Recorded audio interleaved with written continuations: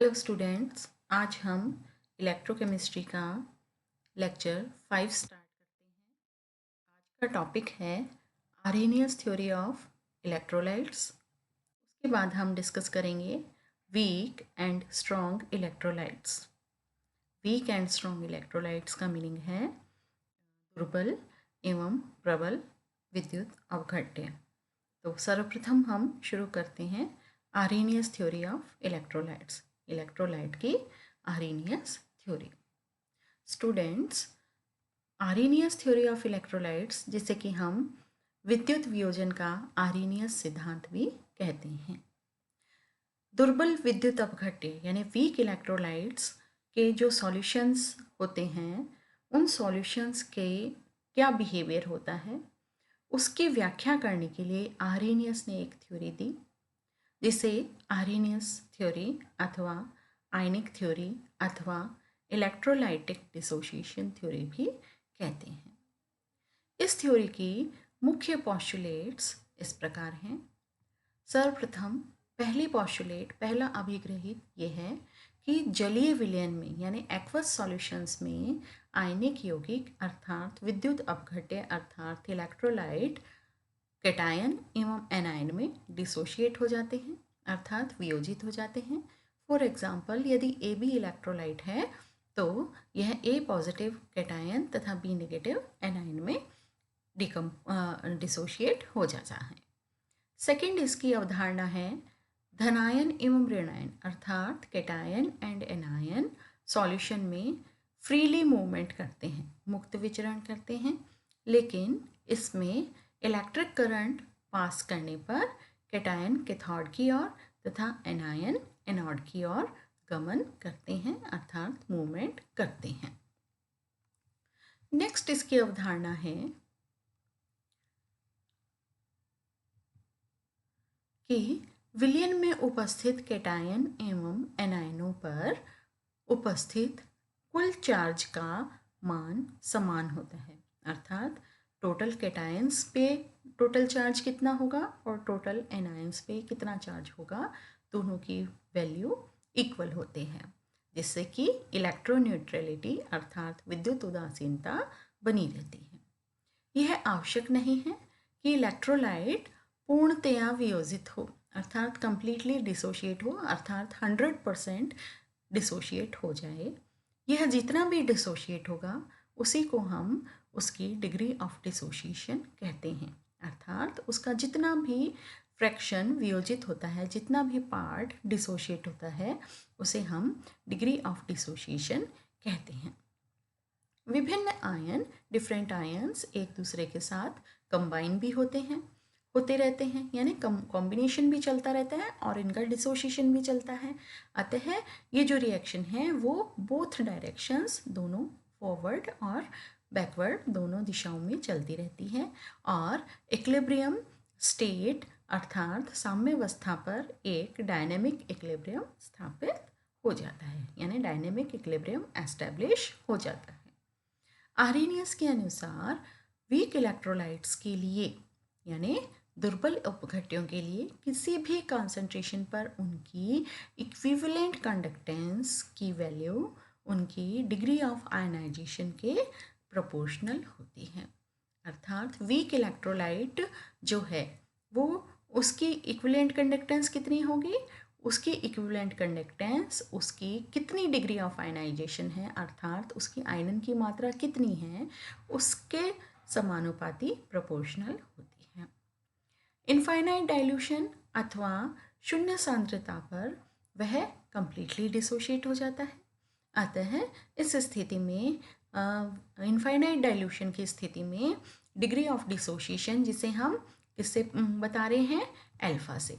Infinite dilution पर degree of dissociation यानी alpha की मात्रा हम कितनी लेते हैं, अल्फा इज इक्वल टू 1 अर्थात 100% लेते हैं और लैम्डा की वैल्यू यानी इक्विवेलेंट कंडक्टेंस की वैल्यू कितनी हो जाएगी, lambda is equal to lambda infinite के बराबर होती है। अतः इस नियम के अनुसार according to this law alpha that is degree of dissociation is equal to lambda upon lambda infinite. Degree of dissociation is equal to lambda यानी तुल्यांकी चालकता किसी भी कंसंट्रेशन पर, एंड लैम्डा इनफाइनाइट अर्थात अनंत तनुता इनफाइनाइट डाइल्यूशन पर तुल्यांकी चालकता के मान होते हैं।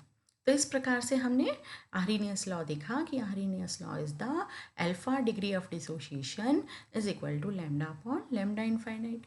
अब आर्हेनियस थ्योरी की सीमाएं, लिमिटेशंस क्या हैं? थ्योरी बहुत अच्छी है पर इसकी कुछ लिमिटेशंस हैं जिनके कारण इसको हम केवल वीक इलेक्ट्रोलाइट्स पर ही इस थ्योरी को हम अप्लाई कर सकते हैं, अर्थात इस सिद्धांत को हम केवल दुर्बल वैद्युत अपघट्यों पर ही लागू कर सकते हैं। कॉन्सेंट्रेटेड सॉल्यूशंस में क्या प्रॉब्लम होती है कि कॉन्सेंट्रेटेड सॉल्यूशंस की कंडक्टेंस के आधार पर ज्ञात किए गए अल्फा के मान यानी डिग्री ऑफ डिसोसिएशन के मान अणु संख्यक गुणों अर्थात कॉलिगेटिव प्रॉपर्टीज़ के आधार पर ज्ञात किए गए अल्फा के मानों से डिफरेंट होते हैं। क्या हुआ, स्ट्रॉन्ग जो सॉल्यूशंस है या कंसंट्रेटेड सॉल्यूशन है उनमें जो अल्फ़ा के मान हैं वो कॉलिगेटिव प्रॉपर्टीज़ के आधार पर ज्ञात किए गए अल्फ़ा के मानों से डिफरेंट होते हैं। इसका मतलब स्ट्रॉन्ग सॉल्यूशंस के लिए ये थ्योरी सही रिजल्ट्स नहीं देती है। इसकी यह एक बहुत बड़ी लिमिटेशन है। थर्ड लिमिटेशन है स्ट्रॉन्ग इलेक्ट्रोलाइट्स में कंसंट्रेशन चेंजेस से उनके साम्य स्थिरांकों के मान परिवर्तित हो जाते हैं।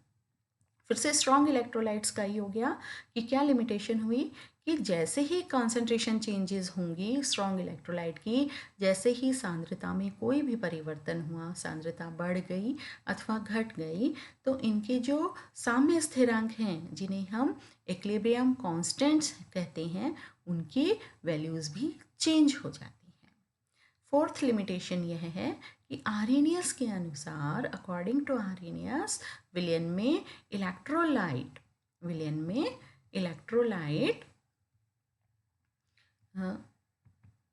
आर्हेनियस के अनुसार विलयन में इलेक्ट्रोलाइट अर्थात सॉल्यूशन में जो इलेक्ट्रोलाइट है वह अधिकांशतः वियोजित अवस्था में यानी डिसोशिएटेड स्टेट में उपस्थित होते हैं, तथा यदि दो विलयनों को आपस में मिक्स किया जाए तो, और यदि दो विलयनों को हम सॉल्यूशंस को आपस में मिक्स कर दें तो क्योंकि उनके मध्य कोई नई केमिकल रिएक्शन अब संपन्न नहीं होगी, अतः इस प्रोसेस में हीट का एब्जॉर्प्शन और एमिशन अर्थात ऊष्मा का अवशोषण तथा उत्सर्जन नहीं होना चाहिए, जबकि वास्तव में ऐसा नहीं होता है।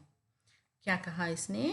फोर्थ लिमिटेशन इसकी यह है कि जो इलेक्ट्रोलाइट है वह अधिकांशतः क्या होगा, डिसोशिएटेड स्टेट में होगा अर्थात वियोजित अवस्था में होगा, और वियोजित अवस्था में होगा तो यदि दोनों सॉल्यूशंस को हम मिला दें, दो या अधिक सॉल्यूशंस को यदि हम मिला दें तो उनके मध्य में हम यह सोच रहे हैं कि कोई केमिकल रिएक्शन तो नहीं होनी है, केमिकल रिएक्शन नहीं होगी, और परंतु इस प्रोसेस में हीट का ना तो एब्जॉर्प्शन होना चाहिए और ना ही एमिशन होना चाहिए, अर्थात सॉल्यूशन ना तो हीट को एब्जॉर्ब करे और ना ही एमिट करे जब हम दो इलेक्ट्रोलाइट्स के सॉल्यूशंस को मिलाते हैं, जबकि रियली में ऐसा नहीं होता है, एक्चुअल में ऐसा नहीं होता है।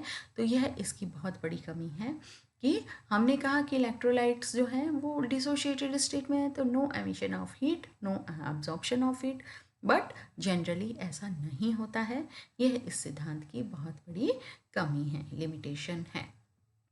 उसके बाद नेक्स्ट लिमिटेशन आती है कि NaCl जैसे प्रबल विद्युत अपघटे, यानी NaCl एक बहुत स्ट्रॉन्ग इलेक्ट्रोलाइट है क्योंकि स्ट्रॉन्ग बेस और स्ट्रॉन्ग एसिड से मिलके बना है। स्ट्रॉन्ग बेस कौन सा? NaOH से, और स्ट्रॉन्ग एसिड कौन सा? HCl। NaOH और HCl के मिलने से NaCl बनता है, तो ये स्ट्रॉन्ग इलेक्ट्रोलाइट है। इस स्ट्रॉन्ग इलेक्ट्रोलाइट की कंडक्टेंस पर इफेक्ट ऑफ डाइल्यूशन को हम इस सिद्धांत के, इस थ्योरी के अकॉर्डिंग नहीं एक्सप्लेन कर सकते। ठीक है, क्या कहा हमने कि NaCl जैसे स्ट्रॉन्ग इलेक्ट्रोलाइट्स की कंडक्टेंस पर इफेक्ट ऑफ डाइल्यूशन यानी तनुता के प्रभाव को जब हम इसको डाइल्यूट करते हैं तो इसका क्या इफेक्ट पड़ता है कंडक्टेंस पर, इसको हम आर्हेनियस थ्योरी के अकॉर्डिंग नहीं समझा सकते। तो यह बात तो ही हमारी आर्हेनियस थ्योरी की। आर्हेनियस थ्योरी का टॉपिक यहीं खत्म होता है। नेक्स्ट टॉपिक हम लेते हैं प्रबल विद्युत अपघट्य अर्थात स्ट्रॉन्ग इलेक्ट्रोलाइट्स। अर्थात स्ट्रॉन्ग इलेक्ट्रोलाइट्स क्या होते हैं, हम इसके बारे में थोड़ी सा कंसेप्ट पढ़ना चाहते हैं।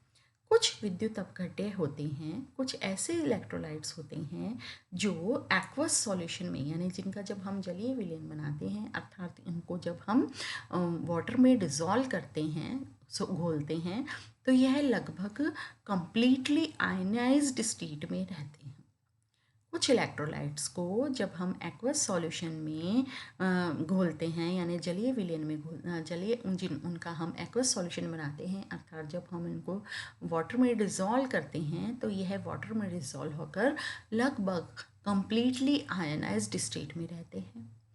और एक्वस सॉल्यूशन में इनके आयनन की मात्रा अर्थात एक्वस सॉल्यूशन में इनका डिग्री ऑफ आयनाइजेशन बहुत अधिक होने से बहुत ज़्यादा हो जाता है। Degree of ionisation aqueous solution में इनका बहुत अधिक हो जाता है।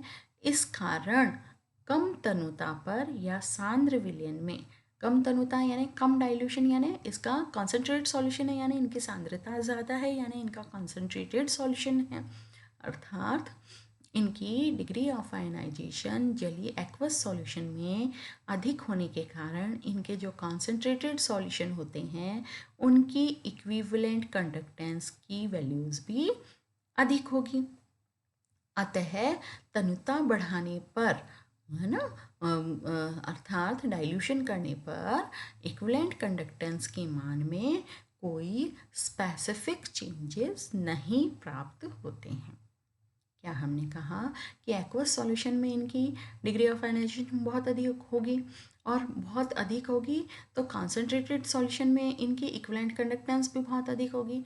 तो डाइल्यूशन का कितना इफेक्ट पड़ेगा, डाइल्यूशन का बहुत अधिक इफेक्ट नहीं पड़ता है और इनकी इक्विवेलेंट कंडक्टेंस के मान में कोई विशेष, कोई मेजरेबल, बहुत स्पेसिफिक मेजरेबल चेंजेस नहीं आते हैं, मापने योग्य बहुत विशेष परिवर्तन नहीं आते हैं। For example, HCl is a strong electrolyte, H2SO4 is a strong electrolyte, HNO3 is a strong electrolyte, NaOH, KOH are the strong electrolytes। यानी ये सभी जो हैं strong acids and strong bases जो हैं ये सभी स्ट्रॉन्ग इलेक्ट्रोलाइट्स यानी प्रबल विद्युत अपघट्य का कार्य करते हैं। नेक्स्ट हमारा टॉपिक आता है वीक इलेक्ट्रोलाइट्स, दुर्बल विद्युत अपघट्य। वीक इलेक्ट्रोलाइट्स वीक इलेक्ट्रोलाइट्स क्या होते हैं, अब हम इनके बारे में पढ़ते हैं। कुछ इलेक्ट्रोलाइट्स ऐसे होते हैं जिनकी डिग्री ऑफ डिसोसिएशन यानी जिनकी वियोजन की मात्रा कम होती है। कुछ इलेक्ट्रोलाइट्स ऐसे होते हैं जिनकी वियोजन यानी डिग्री ऑफ डिसोसिएशन की मात्रा कम होती है और इनका आयनाइजेशन कम होने के कारण इफेक्टिव आयनों की संख्या भी कम होती है ना।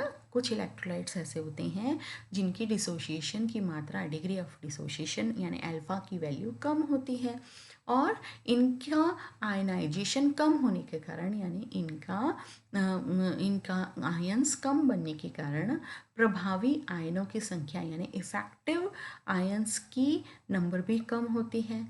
और ऐसे सॉल्यूशंस को जब हम कंसंट्रेटेड स्टेट में लेते हैं यानी इनका कंसंट्रेटेड सॉल्यूशंस लेते हैं तो इनकी इक्विवेलेंट कंडक्टेंस की वैल्यू बहुत कम होती है। क्या कहा हमने कि कुछ ऐसे इलेक्ट्रोलाइट्स होते हैं जिनकी डिग्री ऑफ आयनाइजेशन यानी डिग्री ऑफ डिसोसिएशन कम होती है जिससे आयनाइजेशन कम होता है अर्थात कम आयन बनते हैं और कम आयन बनते हैं तो जब हम इनकी स्ट्रॉन्ग सॉल्यूशन लेते हैं, इनका स्ट्रॉन्ग कंसंट्रेटेड सॉल्यूशन लेते हैं तो इनकी जो इक्विवेलेंट कंडक्टेंस है अर्थात तुल्यांकी चालकता की वैल्यू भी है वो भी अत्यंत कम होती है, बहुत कम होती है। लेकिन जब हम इनको डाइल्यूट करते हैं, अर्थात इनकी तनुता यानी डाइल्यूशन बढ़ाते हैं, इंक्रीज़ करते हैं इनका डाइल्यूशन, अर्थात इनकी तनुता बढ़ाते हैं, तो इनकी इक्विवेलेंट कंडक्टेंस के मान में तेज़ी से वृद्धि होती है। इनके जो इक्विवेलेंट कंडक्टेंस है वो तेज़ी से शार्पली इंक्रीज़ होती है ना। ठीक है, आगे समझ में। तो वीक इलेक्ट्रोलाइट्स वे इलेक्ट्रोलाइट्स होते हैं जिनका डिग्री ऑफ डिसोसिएशन कम होता है। डिग्री ऑफ डिसोसिएशन कम होने के कारण इनका आयनाइजेशन कम होता है। तो इनको जब स्ट्रॉन्ग स्टेट में लेते हैं तो इनकी इक्विवेलेंट कंडक्टेंस बहुत कम होती है, परंतु जब हम इनको डाइल्यूट कर देते हैं तो डाइल्यूशन के साथ साथ इनकी इक्विवेलेंट कंडक्टेंस की वैल्यू भी बढ़ जाती है, तेज़ी से इंक्रीज़ होती है। फॉर एग्ज़ाम्पल वीक इलेक्ट्रोलाइट्स के बहुत अच्छे से एग्जांपल कौन से हैं? मोस्टली कार्बनिक एसिड्स, मोस्टली ऑर्गेनिक एसिड्स जो होते हैं, कार्बनिक अम्ल जिनको हम ऑर्गेनिक एसिड्स कहते हैं, जैसे कि एसिटिक एसिड है, अमोनियम हाइड्रोक्साइड है, ये सभी ऑर्गेनिक एसिड्स, ये सभी जो हैं ये मोस्टली ऑर्गेनिक एसिड्स जैसे एसिटिक एसिड और वीक बेस यानी weak acids, weak organic acids and weak bases like ammonium hydroxide, है ना। इस तरह के एग्जांपल्स जो हैं जो H2CO3 अर्थात कार्बोनिक एसिड, ये सब एग्जांपल है वीक इलेक्ट्रोलाइट्स के। तो आज हमने पढ़ा आर्रीनियस थ्योरी ऑफ इलेक्ट्रोलाइट्स क्या होती है, उसके बाद हमने पढ़ा स्ट्रॉन्ग इलेक्ट्रोलाइट्स क्या होते हैं, उसके बाद हमने पढ़ा वीक इलेक्ट्रोलाइट्स क्या होते हैं। तो आज का हमारा लेक्चर हम यहीं समाप्त करते हैं। धन्यवाद।